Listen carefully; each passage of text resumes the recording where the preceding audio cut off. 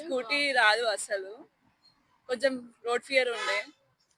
Village లో నడిపినా గానీ సిటీలో నడపాలంటే చాలా కష్టంగా ఉంటుంది. అక్క వల్ల కాన్ఫిడెన్స్ వచ్చింది. మెయిన్ రోడ్ మీద కూడా నడుపుతున్నా. అంత అక్క వల్లనే. థ్యాంక్ యూ అక్క.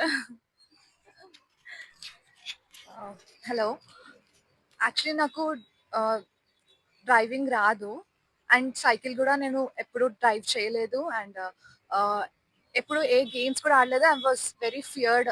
ఏదైనా ఎక్కడికి వెళ్ళాలన్నా లైక్ ఫియర్ ఉంటుండే.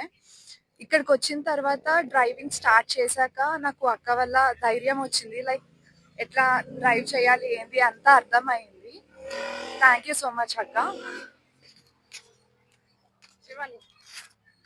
నేను ఫస్ట్ డే నుండి మా ఇద్దరు ఫ్రెండ్స్ వచ్చారు. వాళ్ళు డ్రైవింగ్ చేస్తుంటే నేను చూసాను. చాలా మంది నా ముందే చాలా మంది డ్రైవింగ్ నేర్చుకుని వెళ్ళారు. మేడం ఎలా నేర్పిస్తారు అని అంటే ప్రతి ఒక్కరిని అబ్జర్వ్ చేస్తారు. లేడీ ఇన్స్ట్రక్టరే ఉంటారు. నాకు సైకిల్ రాదు, అసలు నేను నేర్చుకోగలుగుతానా, 15 డేస్లో వస్తుందా, 15 క్లాసెస్లో డ్రైవింగ్ వచ్చేస్తుందా అన్న డౌటే లేదు. ఎవరైనా 1-2 క్లాసెస్లో వచ్చేస్తుంది నేర్పిస్తా అనంటే నమ్మకండి.